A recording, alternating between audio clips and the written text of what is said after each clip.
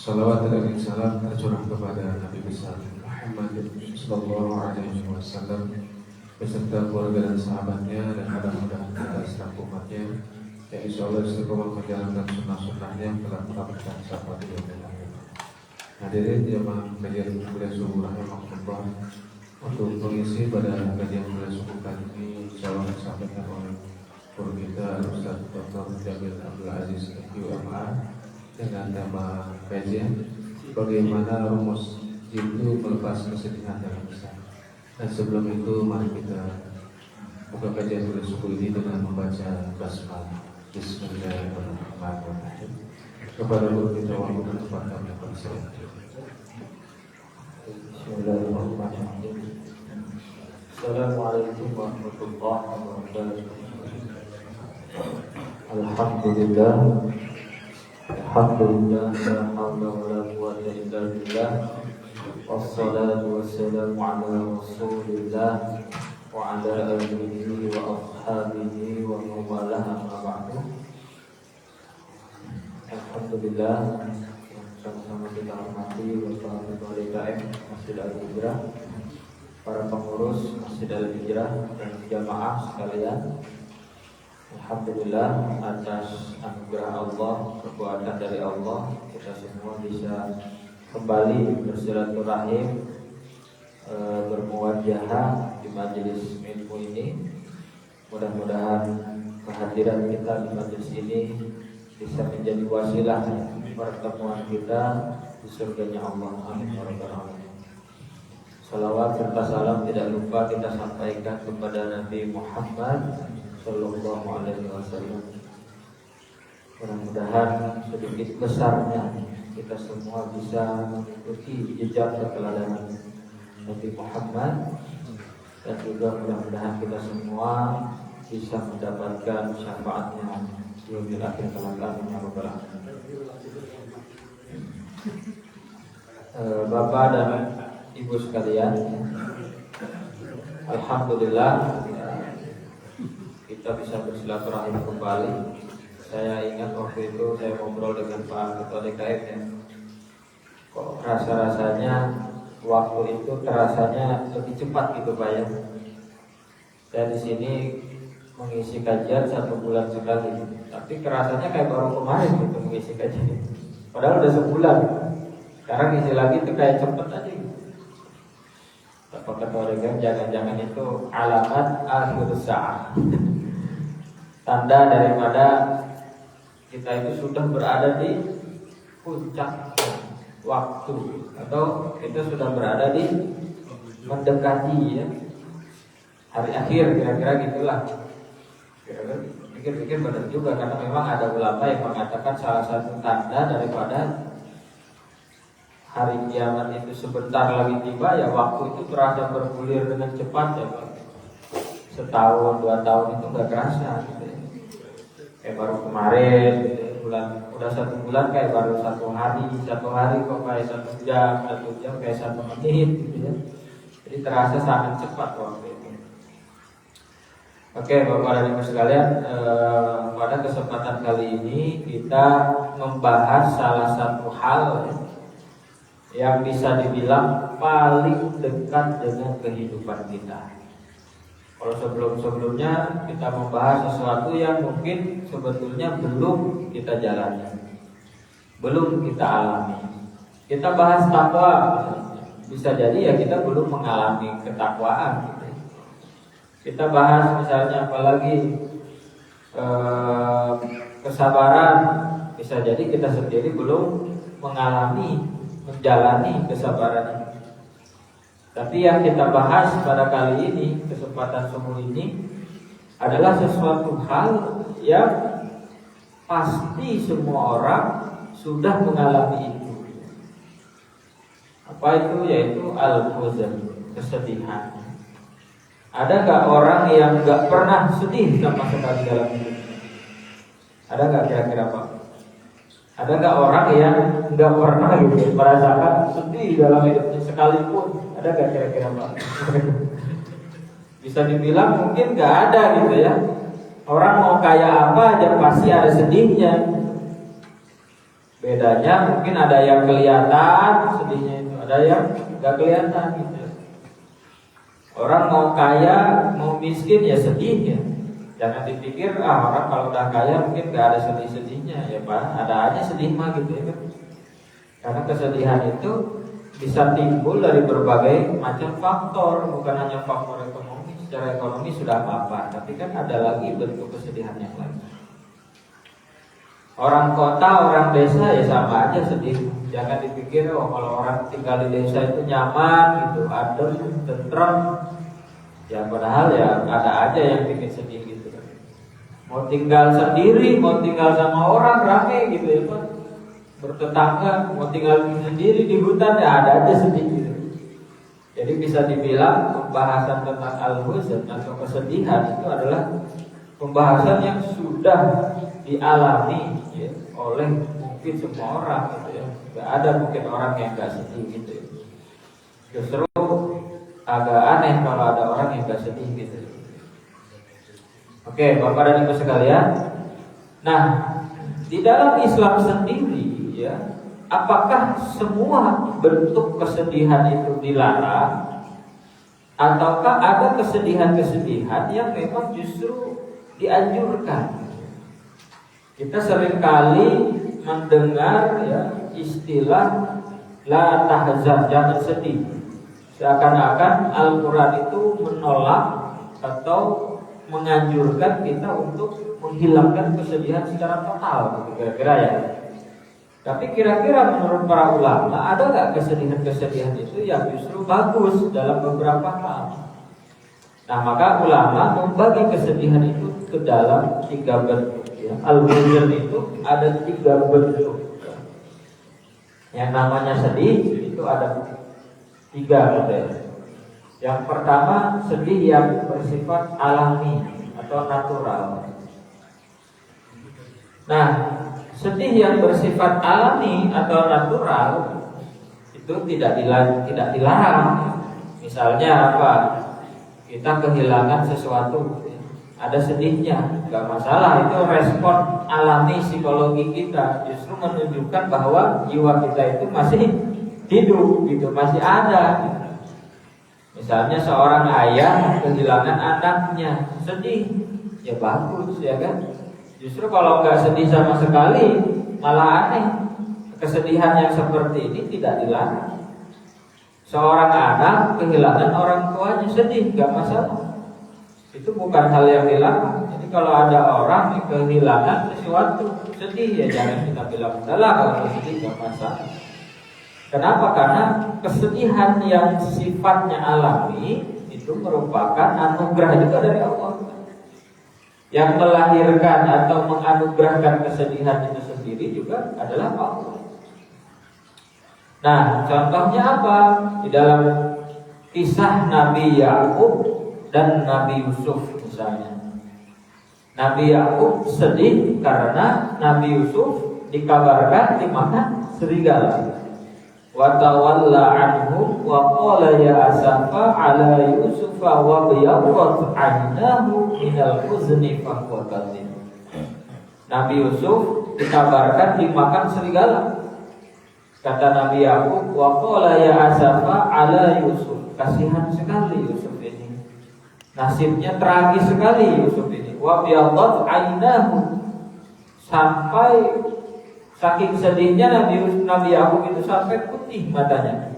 Ada yang mengatakan putih mata itu benar-benar putih mata, ada yang mengatakan putih mata itu mensimbol daripada kesedihan yang mendalam. Kira-kira gitulah. Saking sedihnya gitu. Minal huzni fa huwa kadhib. Tetapi Nabi Yakub itu meskipun sedih fa huwa kadhib, dia mampu mengelola kesedihannya. Nah, kesedihan yang seperti ini tidak masalah ya. Bahkan kata Nabi, innallaha la yu'aqibu 'ala dam'il 'aini wala 'ala huznil qalbi. Allah itu tidak menghukum, tidak melarang, tidak mengazab ketika kita mengeluarkan air mata, ketika kita merasakan kesedihan di dalam hati kita. Walakin yu'aqibu 'ala hadza aw yarham. Yang menjadi masalah itu adalah kesedihan yang ungkapannya itu menunjukkan ketidakridhaan terhadap kondisi kita. Nabi Yakub sedih ketika Nabi Yusuf itu dikabarkan dimakan serigala. Tetapi kata Nabi Yakub apa? Innama ashku bathi wa huzni ilallah. Sesungguhnya aku hanya mengeluhkan kesedihan dan kekecewaanku kepada Allah, kesedihan, kegundahan gitu kira-kira ya. Nah, kesedihan-kesedihan yang bersifat alami, respon terhadap segala sesuatu yang tidak sesuai ya dengan harapan atau kehilangan, itu sesuatu yang natural dan tidak dilarang di dalam Islam. Nah, yang kedua ada kesedihan yang dilarang.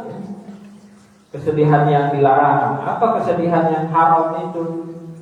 Ya, nah ini yang menjadi problem ya, kesedihan yang haram itu. Kata Imam Fakhruddin Ar-Razi di dalam kitab Mafatihul Ghaib adalah kesedihan yang menjadi tercela ketika melahirkan proses batin yang menolak takdir Allah. Nah ini yang menjadi kesedihan yang tercela. Kita misalnya sedih kehilangan anak, itu respon alami, gak apa-apa. Kita nangis misalnya karena anak kita wafat misalnya, atau orang tua kita wafat, atau istri kita wafat, kita sedih, wajar. Tetapi kata Imam Fakhruddin Ar-Razi, kesedihan menjadi haram, menjadi tercela, menjadi buruk di mata Allah ketika apa? Ada di dalam batin kita merasa bahwa Allah itu tidak adil terhadap diri kita. Ya Allah, kenapa ini anak saya yang harus wafat, kenapa enggak anak orang lain? Nah, ini sudah menyalahkan Allah. Kata Imam Fakhruddin Ar-Razi, kesedihan yang di dalam batinnya melahirkan penolakan terhadap takdir Allah, itulah kesedihan yang haram. Kita punya sesuatu, kemudian sesuatu itu rusak, hilang, kemudian kita memberontak, merasa Allah itu selalu mempersulit hidup kita. Nah ini yang menjadi masalah. Kalau kesedihan-kesedihan itu tidak sampai kepada hati yang menolak terhadap takdir Allah, tidak masalah. Tapi kalau kesedihannya sudah sampai kepada apa? Menjadi pengingkaran terhadap Allah, nah itu yang menjadi repot. Usaha lagi susah, misalnya anak-anak terus-terusan sakit, misalnya lagi kita sendiri kok kayaknya makin susah hidup, kemudian kita menyalahkan Allah. Wah, Allah ini di mana? Kenapa Allah tidak bantu saya? Wah, ternyata Allah ini tidak adil. Nah, ini perasaan-perasaan seperti ini yang menjadi problem. Makanya ketika kita mengalami sesuatu, kita sedih nggak masalah. Yang masalah kalau ada perasaan di dalam batin kita, kenapa harus saya? Nah itu pertanyaan. Kalau ada perasaan ya, di dalam batin kita, di dalam kalbu kita, kenapa harus saya? Nah itu kan seakan-akan tidak menerima daripada ketentuan Allah. Kenapa harus saya yang dipecat? Kenapa harus saya yang mengalami seperti itu? Nah ini yang menjadi masalah, kata Imam Fakhruddin Ar-Razi ya. Kesedihan yang menolak takdir terhadap ketentuan Allah ini yang menjadi haram. Kemudian di dalam kitab Madarijus Salikin Ibnu Qayyim mengatakan apa? Kenapa kesedihan itu bagusnya ya? Jangan berlama-lama. Kesedihan itu harusnya temporer. Terlepas daripada pro kontra terhadap tahlil yang 7 malam itu, saya merasa ada sesuatu yang menarik gitu terkait dengan tahlil itu. Kenapa harus 7 malam? Ini seakan-akan memberi batas kalau menurut saya. Terlepas dari apakah tahlil itu bagaimana, tapi saya suka dengan filosofi 7 malamnya. 7 malam itu seakan-akan apa? Memberikan batas, limit kepada kita. Udahlah, sedih boleh, tapi hanya sampai malam ke-7. Kira-kira begitu kalau dalam pandangan saya. Kenapa? Karena kata para ulama, kesedihan itu harus dibatasi. Gak boleh kita larut. Kita kehilangan sesuatu sedih, oke, dibatasi 3 hari, 4 hari, maksimal 7 malam, 7 hari. Kenapa? Karena kata Ibnu Qayyim di dalam kitab Madarijus Salikin, innaman najwa minasyaitoni liyahzunal ladzina amanu. Apa maksudnya? Setan itu paling senang ngelihat orang beriman itu sedih. Paling senang. Makanya sedih itu gak usah lama-lama. Takutnya apa? Jadi pintu masuk setan ke dalam hati kita. Innaman najwa minasyaitoni liyahzunal ladzina amanu, dibanding orang beriman yang bermaksiat, setan lebih senang orang beriman yang sedih, yang galau gitu. Kenapa? Biasanya orang galau itu gampang dikasih bisikan, jadi was-was kan. Orang lagi sedih nih, sama setan dibisikin, tuh kan sholat kamu itu gak berarti. Udahlah, ngapain sholat capek-capek, tinggalin aja sholat. Ternyata kan sholat gak mengubah hidup kamu jadi lebih baik. Tuh kan jadi gampang. Kalau orang larut gitu dalam kesedihan, setan itu gampang banget itu ngehasutnya, ngegodanya. Orang udah sedekah, rajin sedekah, tapi hidupnya kok gak berubah nih. Katanya kalau kita sedekah hidup kita makin berkah, kok malah makin susah nih. Padahal saya sedekah tiap Jumat nih. Kata setan, kok kan sedekah itu gak berguna. Itu udahlah, kalau saya sedekah lagi tuh. Maka kata Imam Ibnu Qayyim, orang beriman itu kalau sedih itu bahaya. Kenapa? Karena setan itu gampang banget masuknya. Kalau kita lagi galau, sedih, masuklah setan di situ. Makanya dalam surat An-Nas itu apa? Qul a'udzu birabbin nas, malikin nas, ilahin nas, min syarril waswasil khannas. Nah, was-was itu pintu masuknya dari kesedihan, kegalauan gitu. Jadi ada kesedihan-kesedihan yang baik, yang boleh, ada kesedihan yang tidak boleh, yang merusak gitu ya. Nah, yang ketiga, kesedihan yang justru dianjurkan, yang baik gitu ya. Kesedihan yang baik.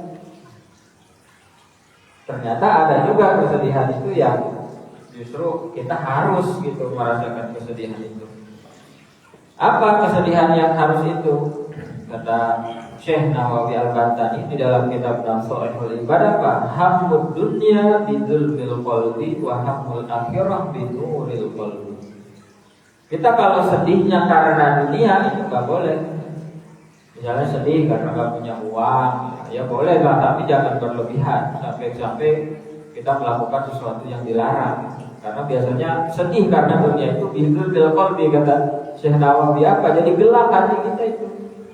Sedih karena gak punya uang, ya gampang dibisikinnya sama setan. Kita lalu nyolong aja, ya kan? Nah, bidzulmil qalbi. Sedih misalnya karena jabatan ini gak naik-naik, ya kan? Kata setan, udah lakuin cara apa aja, yang penting jabatan naik. Nah, bidzulmil qalbi. Tapi wahamul akhirah binuril qalbi. Nah, ada kesedihan yang bagus, yang justru membuat hati kita itu semakin terang, semakin bersih. Apa kesedihan yang bagus itu? Kata Syekh Nawawi, wahamul akhirah. Kita sedih karena perlu merasa maksimal di dalam beribadah. Nah, itu bagus. Kita sedih karena misalnya tertinggal malam tadi tidak sholat tahajud. Itu bagus. Kita sedih karena merasa belum bisa menunaikan ibadah haji. Bagus. Kita sedih karena merasa belum maksimal di dalam bersedekah. Bagus. Itu justru membuat hati kita semakin lapang, semakin terang. Nah, justru kalau kita tidak merasa di dalam hal akhirat, ini yang masalah gitu ya. Nah, tapi kan pertanyaannya, ketika kita sedih, seringnya kita sedih karena hal-hal yang bersifat dunia atau hal-hal yang bersifat akhirat, kan itu masalahnya kan. Saya sendiri misalnya ketika dulu di pesantren, ya jarang ada teman santri yang sedih karena ketinggalan sholat tahajud, kan gak ada. Ketinggalan sholat tahajud ya biasa aja besoknya. Bahkan ketinggalan sholat subuh ya biasa aja gitu, gak merasa nyesel, sedih. Ya rata-rata santri misalnya di pesantren sedih karena apa? Ya karena belum dikirimin uang sama orang tua gitu ya kan. Sedih karena apa? Orang lain bekalnya banyak, kita sedikit kan gitu. Ya rata-rata orang kan sedih itu karena dunia gitu. Jarang orang sedih itu karena hal-hal yang bersifat ukhrawi ya, bukanlah ya. Ada nggak misalnya di lingkaran kita, keluarga kita, teman kita sedih, ditanya sedih kenapa? Ya Allah, kalau bulan Ramadan yang lalu saya hatam 2 kali Al-Quran. Ramadan ini saya cuma 1 kali, jadi saya merasa sedih, kurang maksimal ibadahnya. Jarang kan kita nemu orang kayak gitu itu. Kalau ada orang yang sedih karena urusan akhirat itu bagus sekali. Atau bahkan apakah kita sendiri sudah pernah merasakan kesedihan yang mendalam karena akhirat, atau seringkali ya kita sedihnya ya karena hal-hal dunia gitu kan. Mobil penyok sedih, ya Allah sedih mobil penyok yang kegasrok ya kan. Tapi kalau sedih karena belum sholat sunnah kan jarang kan. Ya Allah sedih nih ketinggalan sholat sunnah ya kan jarang sekali. Nah justru kata Syekh Nawawi ada kesedihan-kesedihan yang kita harus punya, harus ada. Justru kita wajib sedih gitu. Abu Musa al-Asy'ari suatu kali pernah khutbah, ya Abu Musa al-Asy'ari khutbah Jumat, nangis isinya, nangis terus. Selesai khutbah Jumat ditanya kenapa sepanjang khutbah nangis terus.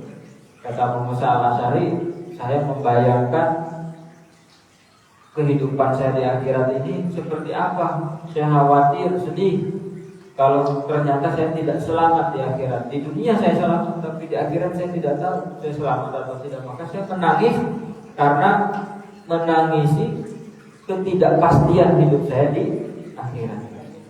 Nah ini kan yang bagus justru. Kenapa? Karena kesedihan-kesedihan yang seperti ini mendorong kita untuk beribadah, untuk taat gitu. Tapi kalau kesedihannya karena dia mendorong kita untuk melakukan kekafiran atau kemaksiatan. Nah makanya kesedihan itu tidak harus totali dihilangkan sepenuhnya. Tetapi yang lebih tepat kesedihan itu adalah dikelola, diarahkan, kira-kira gitulah. Sama dengan perasaan-perasaan yang lain. Al-Quran menyebut kata al-huzn, kesedihan itu kurang lebih 42 kali. Dan seringnya Al-Quran itu ketika membahas kesedihan disandingkan dengan rasa takut. La khaufun alaihim walahum yahzanun. La takhaf wala tahzan. Selalu disandingkan dengan takut. Takut, sedih itu kan emosi yang mendominasi manusia kan gitu. Kenapa Al-Quran sering menyebut 2 hal itu? Takut, sedih. Karena orang sepanjang hidupnya selalu didorong atau didominasi oleh 2 hal itu, 2 perasaan itu gitu ya. Tapi 2 perasaan itu sebetulnya tidak sepenuhnya buruk ya, ketika berada di satu situasi yang tepat, diarahkan kepada hal yang tepat. Sama kayak apakah rasa takut itu harus dihilangkan atau tidak? Ya menurut Islam rasa takut itu baik dalam beberapa hal ya kan. Meskipun dalam beberapa hal tidak baik kan gitu. Contoh apa? Kita ada rasa takut terhadap Allah kan bagus ya kan. Kadang ada narasi ulama yang mengatakan Islam itu harus disampaikan dengan narasi bahwa Islam itu agama yang ramah, agama yang cinta, bahwa Allah itu Rahman Rahim, itu yang harus disampaikan ke masyarakat. Ya sebetulnya tergantung juga masyarakatnya gitu ya. Kalau masyarakatnya yang malas, misalnya yang kurang rasa takutnya kepada Allah, ya bagus juga kalau yang disampaikan itu yang serem-serem gitu ya. Biar ada rasa takutnya gitu. Kalau yang baik-baik semua, yang ramah-ramah semua, ya jadinya orang nganggap enteng, ya tenang aja lah, nggak perlu ini amat kan Allah Maha Rahim ya. Iya, tapi kan Allah juga Al-Jabbar Al-Mu'min gitu. Makanya sebetulnya rasa takut, rasa sedih itu menjadi baik ketika di situasi yang baik, menjadi buruk di dalam situasi yang buruk. Tergantung pada kondisi dan juga diri kita sendiri.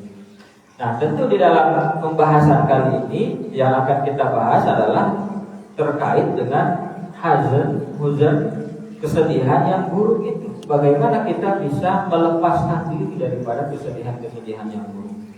Nah, sebelum ke situ, yang menarik adalah di dalam teori-teori psikologi ya, neurologi yang disampaikan oleh para ahli jiwa gitu ya.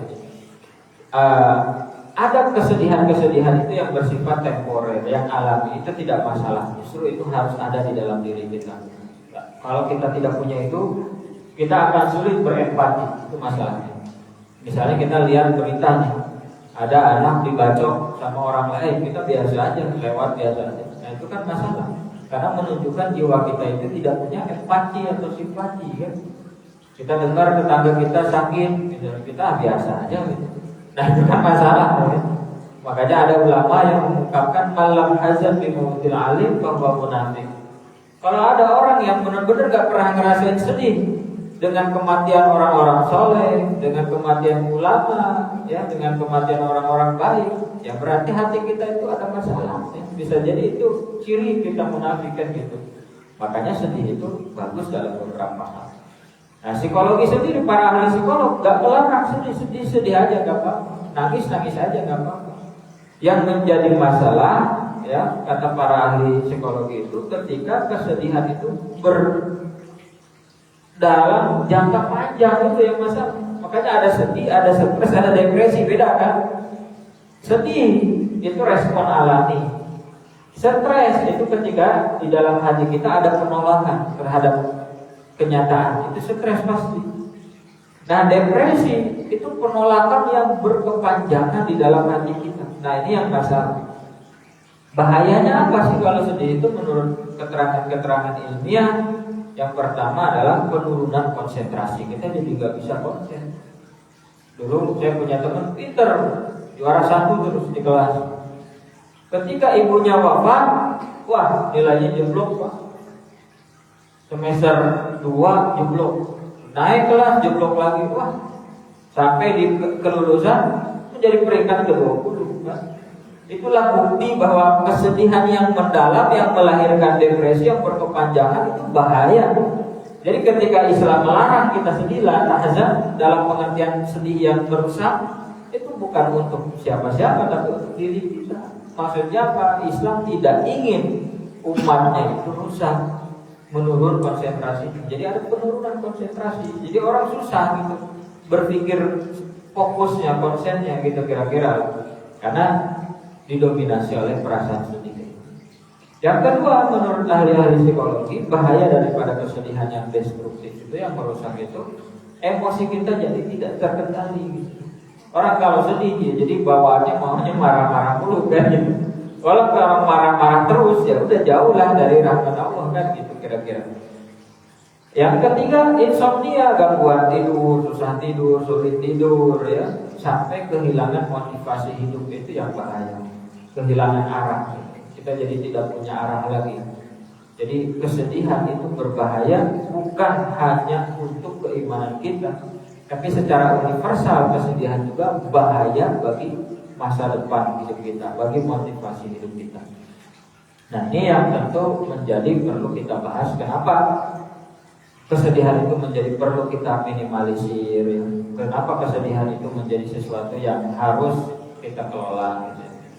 Nah, di dalam Al-Quran kalau kita lihat misalnya bagaimana Al-Quran membangun ya solusi terhadap kesedihan-kesedihan itu. Yang pertama, ada ungkapan di dalam ayat Al-Quran yang sangat-sangat populer. Apa itu? La tahzan innallaha ma'ana.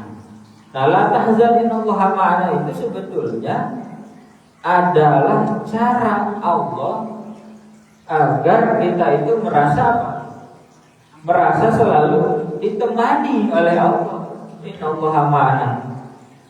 Jadi ada perasaan di dalam hati kita bahwa Allah selalu menemani hidup kita, itu bisa meminimalisir kesedihan.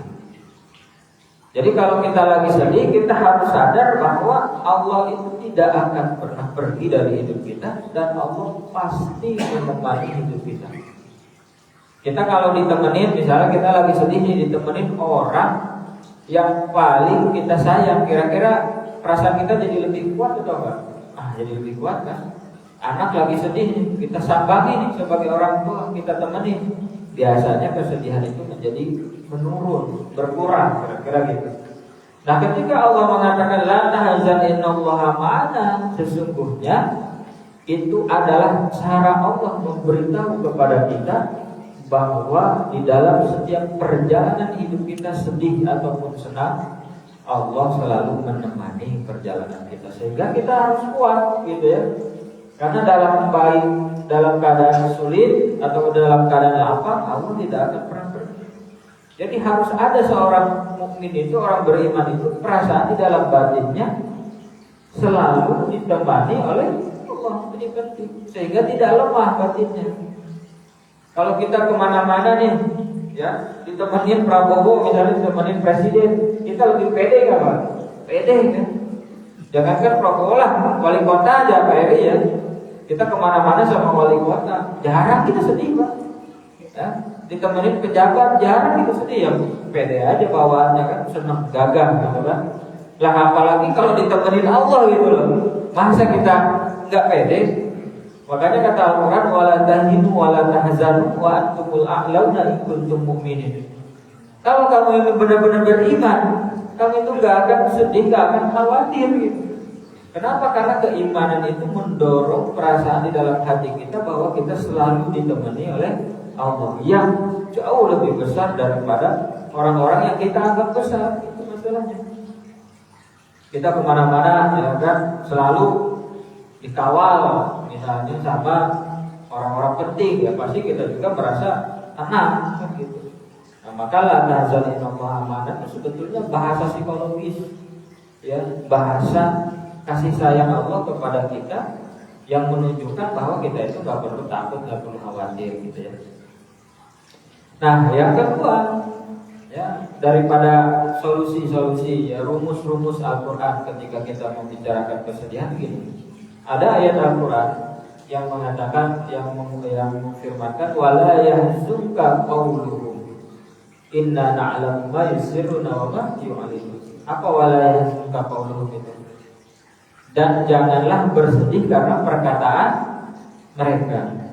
Nah, ini artinya apa? Al-Quran itu menjelaskan dikotomi kendali sebetulnya ayat itu. Ada sesuatu yang bisa kita kendalikan, ada sesuatu yang tidak bisa kita kendalikan. Ketika Al-Quran melarang kita wala yahzunka qawluhum, maksudnya apa? Jangan fokus kepada sesuatu yang tidak bisa kita kendalikan, tetapi fokuslah kepada sesuatu yang bisa kita kendalikan. Kita sedih dikatain orang misalnya, ucapan orang, mulut orang, pikiran orang bisa dikendalikan atau tidak? Tidak bisa. Ya. Kita nggak bisa mengendalikan pikiran, ucapan orang sepenuhnya, nggak bisa. Gimana sih caranya biar orang itu nggak menghina saya? Nggak bisa. Kenapa? Karena itu pikiran dan ucapan orang lain bukan ada di dalam kendali kita. Yang ada di dalam kendali kita itu apa? Ya ucapan dan pikiran diri kita sendiri. Nah, inilah sebetulnya yang disebut dengan dikotomi kendali. Ketika Al-Quran mengatakan wala yahzunka qawluhum, sebetulnya itu sedang membicarakan kendali. Sesuatu yang bisa kamu kendalikan, kendalikan. Sesuatu yang tidak bisa kita kendalikan, jangan dipikirkan. Misalnya apalagi sesuatu yang tidak bisa kita kendalikan, ya kenyataan hidup itu kan tidak bisa kita kendalikan, ya kan? Jadi kata para ulama, apa hikmah daripada kesedihan selain kesedihan-kesedihan yang baik gitu ya, yang tadi. Ada hikmah di dalam kesedihan itu apa? Kita merasa bahwa hidup kita ini kecil dan kita menyadari daripada kemahabesaran Allah. Jadi kesedihan itu bagus dalam beberapa hal sehingga kita tidak melahirkan kesombongan. Nah, yang kedua tadi dikotomi kendali. Kalau kita nggak mau sedih, kita jangan fokus kepada sesuatu yang tidak bisa kita kendalikan, tapi fokus kepada sesuatu yang bisa kita kendalikan. Apa yang bisa kita kendalikan? Ya pikiran kita terhadap orang lain. Kita tidak bisa mengendalikan pikiran orang lain terhadap kita. Yang bisa kita kendalikan pikiran kita terhadap orang lain. Kita nggak bisa melarang orang lain untuk menghina diri kita, tapi kita bisa mengendalikan diri kita untuk tidak merespon hinaan itu. Nah, kira-kira begitu. Yang ketiga, ya, kalau kita lihat Bapak dan Ibu sekalian, ada ayat di dalam Al-Quran yang sangat menarik ya. Apa? Alladzina idza asabatuhum musibah qalu inna lillahi wa inna ilaihi raji'un. Orang seringkali memahami inna lillahi wa inna ilaihi raji'un itu identik dengan apa? Kematian kan gitu. Oh, kalau kita mengucapkan inna lillahi wa inna, siapa yang meninggal kan kira-kira gitu ya. Padahal di dalam Al-Quran itu tidak spesifik bicara tentang kematian, tapi bicara tentang musibah. Musibah itu kan bukan hanya kematian kan? Nah, artinya apa sebetulnya? Kata kalimat ayat inna lillahi wa inna ilaihi raji'un itu adalah ucapan yang bisa menjadi solusi di balik semua kesedihan yang menimpa kita karena suatu musibah sebetulnya. Alladzina idza asabatuhum musibah qalu inna lillahi wa inna ilaihi raji'un ulaika 'alaihim shalawatun min rabbihim wa rahmah. Ujung-ujungnya wa basyirus sabirin. Kalau kita mengucapkan inna lillahi wa inna ilaihi raji'un, itu bukti bahwa kita termasuk orang yang sabar dan akan diberikan suatu kebahagiaan. Diusir kesedihan kita di dalam hati kita. Tapi apa makna inna lillahi wa inna ilaihi raji'un itu? Nah, itu yang perlu kita bedah sebetulnya. Makna daripada inna lillahi wa inna ilaihi raji'un itu bahan sederhananya apa? Semua hal dari Allah dan akan kembali kepada Allah. Kira-kira gitu lah. Kita sedih nih karena ditinggal orang tua. Ya, masalahnya kan orang tua bukan milik kita. Orang tua kita milik Allah dan akan kembali kepada Allah. Jadi melepaskan kepemilikan yang secara personal gitu. Kita sedih itu kan karena merasa memiliki secara personal. Kalau kita tidak merasa memiliki secara personal, ya kita tidak akan sedih. Orang yang pernah berkuasa dengan orang yang tidak pernah berkuasa itu beda. Kenapa orang yang pernah berkuasa susah sekali turun dari kekuasaannya? Karena dia merasa bahwa kekuasaan itu miliknya kan. Orang biasa jadi gubernur nih, nggak jadi gubernur itu sedih Pak. Bahkan ketika akhir-akhir jabatan itu sedih, wah kepilih lagi nggak ya? Kenapa? Karena dia merasa jabatan itu miliknya kan. Beda dengan orang yang tidak pernah berkuasa, ya biasa aja gitu. Mau jadi gubernur, gaji gubernur nggak pengaruh buat dia. Kenapa? Karena nggak merasa memiliki kekuasaan itu. Maka inna lillahi wa inna ilaihi raji'un ini semacam suatu kalimat yang ampuh membangun kesadaran di dalam batin kita, atau dalam bahasa psikologi itu reframing kognitif.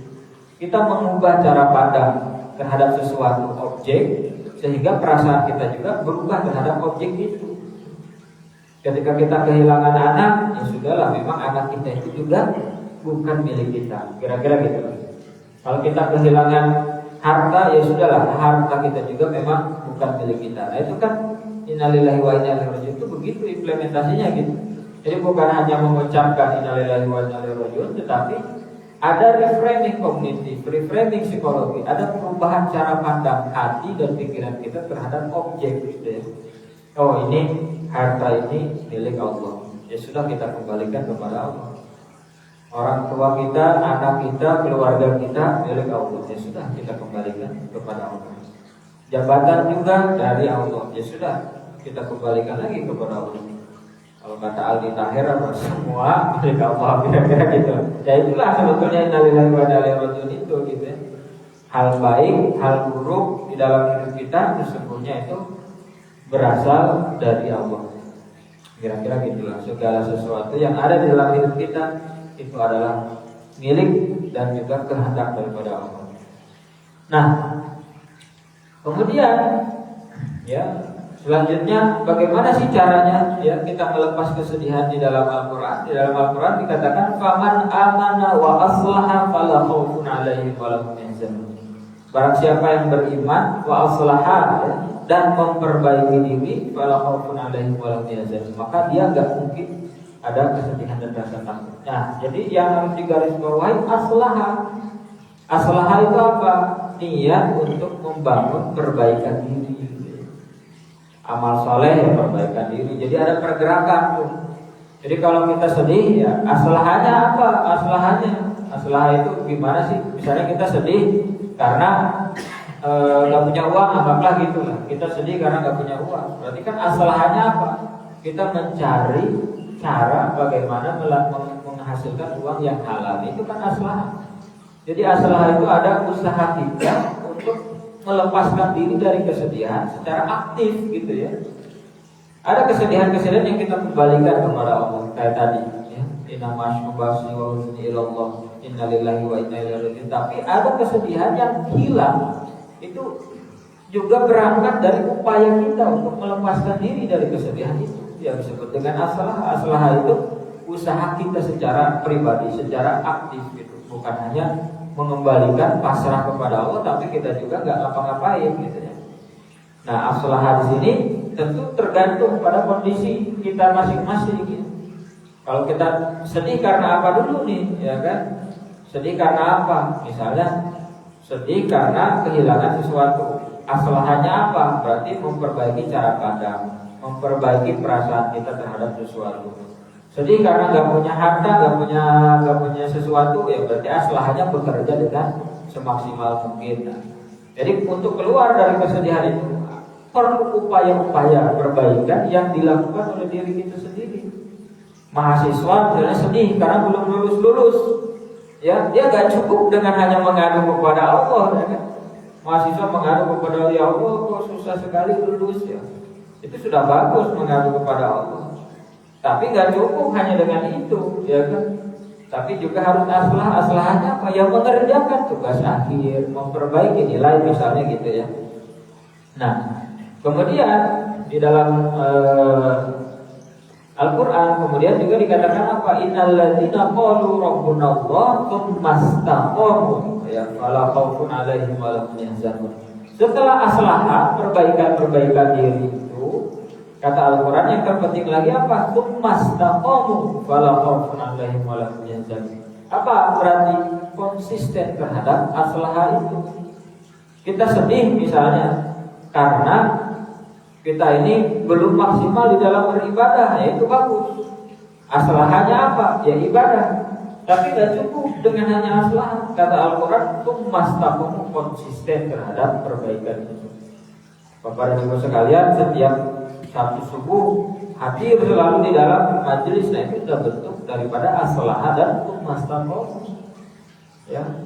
Kalau kita selalu konsisten di dalam kebaikan, di dalam masalah dan keimanan itu, kata Al-Quran, fala khaufun 'alaihim wa lahum yahzanun. Kita akan terhindar daripada kesedihan-kesedihan itu, gitu ya.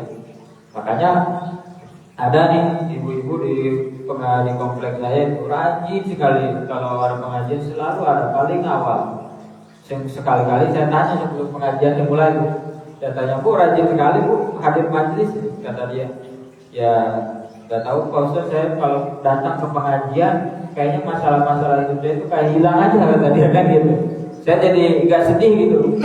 Jadi dan tadinya sedih galau jadi hilang aja kesedihan itu ketika hadir di majelis. Nah, artinya apa ya tadi? Karena dia aslahan itu istiqomah. Jadi kehadiran kita di dalam ibadah, kehadiran kita di dalam majelis itu juga berpotensi salah satu bentuk di dalam mengusir kesedihan. Setidak-tidaknya fokus kita itu bukan pada kesedihan kita kan, jadi pada sesuatu yang lebih bermanfaat. Nah, itu kan masalahnya. Maka dalam Al-Quran itu konsistensi juga penting. Ibarat apa? Ibarat kita minum obat, kalau cuma sekali ya kurang ampuh ya. Makanya yang terpenting dari obat itu adalah konsistensi konsumsi obatnya kan gitu ya. Suatu ketika saya pernah ditanya, kata saya pernah nyampaikan di sini atau enggak ya. Ada orang tanya ke saya, Ustaz katanya sholat itu mencegah kemungkaran. Tapi kenapa kok banyak juga orang sholat itu maksiat kan gitu. Banyak juga orang sholat itu korupsi, banyak juga orang sholat itu nyolong. Gimana itu? Saya bilang kalau sholat itu obat, makanya sholat itu gak cukup sekali dilakuinnya kan gitu. Kalau cuma sekali dilakuin ya pasti susah lepas diri dari kejahatan. Tapi kalau kita melakukannya konsisten, berpotensi keburukan hilang di dalam hidup kita. Sama kalau kita ke rumah sakit Pak ya, dikasih resep sama dokter, ini obat minum 3 kali sehari. Kita cuma minum sekali, ampuh nggak obat itu? Bisa jadi nggak ampuh, nggak maksimal kan? Sholat sehari 5 kali, ya kita cuma 2 kali ya jadi nggak ampuh gitu loh maksudnya. Kayak gitu resepnya kan? Kan resepnya 1 kali 5 itu sholat itu kan, 1 hari 5 kali minimal. Lah kita cuma sekali maghrib doang ya gimana gitu. Jadi ibarat obat itu ya jadi gak maksimal gitu fungsi penyembuhannya. Maka kata Al-Quran untuk fala khaufun 'alaihim wa lahum yahzanun, yang utamanya apa? Tsumma konsisten terhadap perbaikan-perbaikan itu. Ya kalau tidak konsisten susah gitu. Nah, namanya konsisten ya pahit berat ya, tapi ya justru yang kayak gitu yang bagus. Nah, kemudian di dalam Al-Quran, ala inna awliya'allahi la khawfun 'alaihim wa lahum yahzanun. Bahwa orang-orang yang menjadi orang-orang terdekat dengan Allah itu la khawfun 'alaihim wa lahum yahzanun. Artinya apa? Kita harus terus ada upaya untuk menjadi hamba yang dekat dengan Allah. Aulia Allah itu bukan dikatakan wali dalam pengertian wali Allah itu yang punya karomah, yang punya kemuliaan, bukan sebetulnya. Dalam bahasa Arab aulia Allah itu sebenarnya sederhananya apa? Orang yang selalu dekat dengan Allah. Gitu aja sudah. Ada upaya untuk terus-menerus mendekati Allah. Jadi kalau kita sedih karena hal-hal yang bersifat duniawi, bisa jadi itu ciri daripada jarak kita dengan Allah itu jauh. Maka kata Al-Quran, auliya Allah la khawfun 'alaihim wa lahum yahzanun. Kita perlu membangun pendekatan diri. Ya. Nah, penguatan batin melalui ma'iyatullah itu, melalui kedekatan kita dengan Allah itu menjadi kunci penting ya, di dalam hidup kita. Ya. Semakin kita dekat dengan Allah, semakin kita itu lebih kuat imannya. Semakin kita kuat imannya, semakin kita akan jarang sekali terjebak di dalam kesedihan yang berlarut-larut kira-kira gitu. Makanya ada penelitian itu terkait dengan mahasiswa yang suka sholat malam dengan yang tidak pernah sholat malam. Ternyata mahasiswa yang suka sholat malam itu stres akademiknya itu sedikit sekali gitu ya. Stres akademik itu pusing karena tugas-tugas kuliah gitu kan, pusing karena kerjaan-kerjaan kampus. Ternyata mahasiswa yang suka sholat tahajud itu cenderung lebih cerdas dan cenderung lebih mudah mengerjakan hal-hal yang bersifat akademik dibanding mahasiswa yang semalaman bergadang ngopi doang gitu. Nah itu artinya apa? Kekuatan batin kita, keterhubungan kita dengan Allah itu berkorelasi dengan cara pandang kita terhadap hidup kita gitu. Orang-orang yang betul-betul membangun koneksi dengan Allah ya pasti akan lebih kuat batinnya, kira-kira gitu. Berbeda dengan orang yang diskoneksi, dengan orang yang terputus koneksinya dengan Allah, dia akan lebih rapuh, kira-kira gitu. Nah, kemudian ada nasihat-nasihat dari para ulama terkait dengan upaya mengusir kesedihan ini. Setidaknya 3 hal kata para ulama. Yang pertama, la tatafakkar fil faqri. Kata para ulama, kalau kita nggak mau sedih, kita itu jangan fokus pada kekurangan diri kita. Karena kita sedih ya karena kita fokusnya pada kekurangan, pada aspek yang tidak menyenangkan di dalam hidup kita. Kita sibuknya kepada sesuatu yang tidak enak, kira-kira gitu lah, bukan kepada sesuatu yang enak. Misalnya kurangnya ini, kurangnya itu ya. Kalau kita fokus terus-menerus sama kekurangan kita, ya kita nggak akan bahagia-bahagia gitu. Nah, ada di dalam makanya kenapa ulama sebagian mengharamkan kita berandai-andai. Nah itu kenapa? Karena berandai-andai itu membuat kita fokus pada yang kurang gitu. Kita makan sama tempe, coba ada daging. Nah, makan tempe jadi nggak enak karena pikiran kita coba ada daging. Tapi kalau nggak ada kata coba ada daging, nggak bakal masalah, jadi enak-enak aja gitu. Ada orang bosen makan daging, tiba-tiba makan tempe, enak juga ya. Berarti kan yang bikin enak itu bukan tempe atau dagingnya kan, tapi cara pandang kita kan terhadap objek itu. Ada orang kota nih pusing dengan macet, dengan gedung-gedung, diajak main ke kampung, ke desa, ya kan? Ada sawah, kebun, sungai. Wah enak juga nih tinggal di desa aja. Padahal bukan desanya yang bikin adem, cara pandang dia terhadap itu. Coba tanya orang desanya, bahagia gak dia tinggal di situ? Bisa jadi bosan ya kan? Coba dia pikirnya, coba tinggal di kota enak, bisa main ke mall, nonton terus, apa gitu ya? Berarti yang bikin kita sedih, senang itu bukan objeknya kan, bukan lingkungannya, tapi cara pandang kita terhadap itu. Makanya kata ulama, la tatafakkar fil faqri.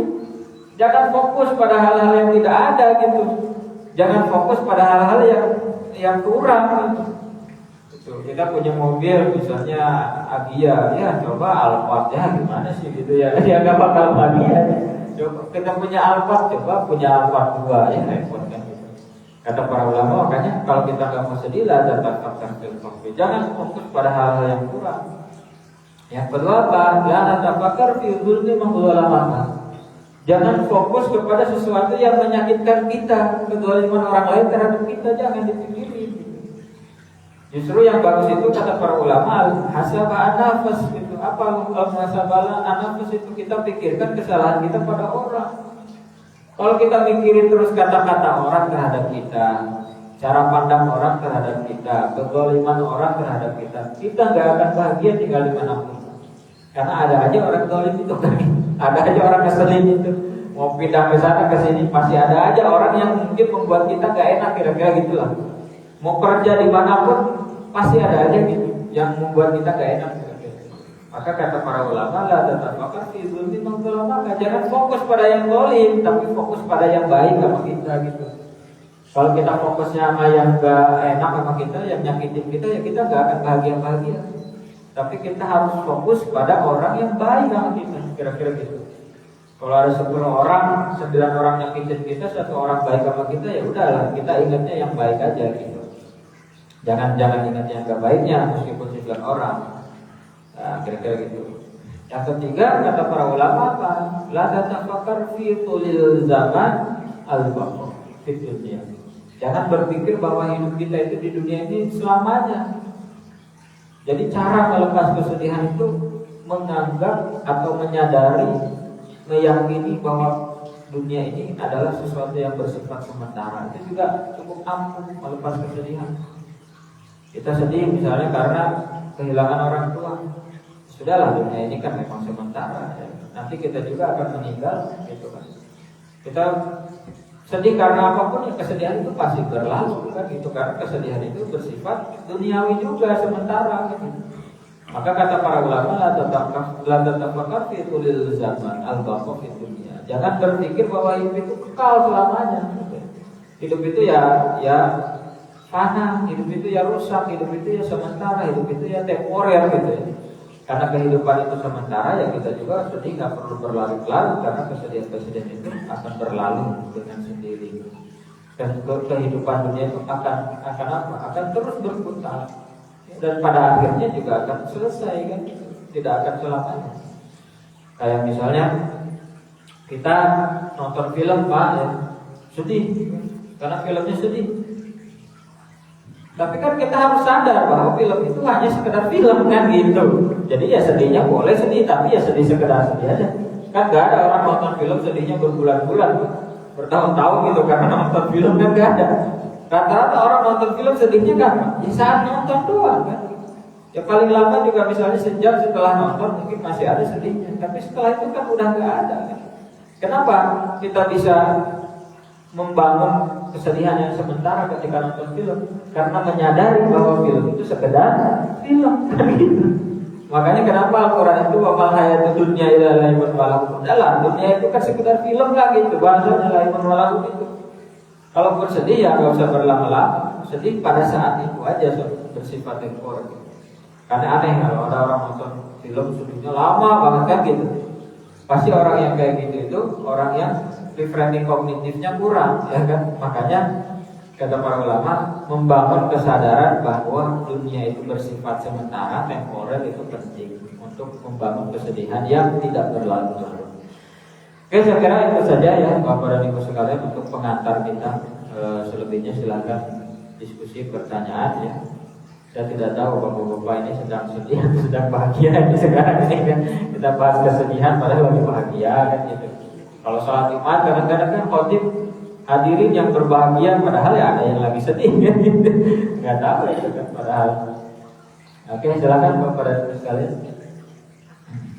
Mungkin silakan. Kita sudah bahagia semua ya. Tanya dikit Ustaz. Ya, gimana ya? Kira-kira batasan antara kesedihan dalam konteks psikologis dengan individu gitu ya. Supaya kita mungkin bisa mengambil sikap gitu. Karena dari penjelasan tadi kalau saya tangkap semua tadi bisa dikendalikan melalui diri kita yang mewakili pengendalian diri gitu, supaya kita tidak terbawa ke dalam yang lebih parah, yang depresi. itu kira-kira batasannya gimana antara sedih dalam konteks psikologis dan psikis? Batasan antara sedih dalam konteks psikologi dan fikih, ya, sebetulnya saya belum menangkap sebetulnya Pak pertanyaannya, letak problemnya di mana gitu. Karena kesedihan dalam pengertian psikologi dan dalam pengertian Islam itu sebetulnya hampir sama Pak. Misalnya dalam psikologi, kesedihan itu bukan hal yang buruk karena dia emosi dasar manusia, kira-kira gitu. Dia menjadi buruk ketika dia berlarut-larut, kan gitu. Dia jatuh pada stres dan depresi. Ya di dalam fikih, dalam Islam juga kan sama. Kesedihan tidak dilarang ketika kesedihan itu bersifat respon natural terhadap kejadian-kejadian dalam hidup kita. Menjadi haram ketika ada penolakan di dalam batin kita terhadap kenyataan itu dan temponya jadi berlarut-larut, kan gitu. Sama berarti kan sebetulnya secara psikologi dan Islam itu ada kesamaan. Psikologi melarang kita untuk jatuh ke dalam depresi, ya Islam juga sama kan gitu, melarang kita untuk sedih yang berlarut-larut sehingga melemahkan tekad, melemahkan iman, itu kan jadi masalah gitu. Jadi sebetulnya batasannya sebenarnya gini Pak, gampangnya gini lah, mau dalam psikologi mau dalam fikih gini. Ketika kita sedih, cukup kesedihan itu ada di dalam mata kita. Dalam hati kita nangis, mata kita yang nangis, tapi hatinya jangan menolak kenyataan sampai di situ kan. Maka kata tadi di dalam kitab Mafatihul Ghaib Fahrudin Ar-Razi, kesedihan menjadi haram ketika batin kita itu menolak kenyataan dan menyalahkan takdir kan gitu. Tapi kalau hanya menangis itu gak masalah sebetulnya. Karena kata Nabi tadi, Allah tidak menghukum air mata kita, Allah tidak menghukum kesedihan kita. Yang menghukum ketika lisan kita mengucapkan sesuatu yang dipandang tidak ridho terhadap kenyataan kan? Ya contohnya misalnya gini, kita batasi jangan sampai keluar lah dari mulut kita itu, kenapa harus saya nih yang kayak gini. Nah, misalnya gini, jangan sampai lah keluar itu. Atau jangan sampai kenapa sih harus yang ini. Nah, misalnya kita punya mobil dua nih, yang rusak yang bagus nih, kita bangga, kenapa ya harus mobil yang bagus, kenapa nggak yang jelek aja. Itu kan artinya kita menolak ya. Padahal segala sesuatu sudah ditakdir. Ketika Nabi Yakub nih diketahui Nabi Yusuf ini anggaplah dimakan serigala ya walaupun bohong. Kan Nabi Yakub nggak mengatakan kenapa Yusuf yang dimakan serigala, kenapa nggak Binyamin? Padahal Yusuf ini kesayangan saya nih, ganteng solehnya, kan gak gitu. Nabi Yusuf coba mengatakan inna ma'asyabahu karibani wa husni ya Allah. Sudahlah aku sedih tapi aku ungkapkan kesedihan ini kepada Allah. Tidak ada kata-kata yang terkesan gitu, menolak kenyataan itu.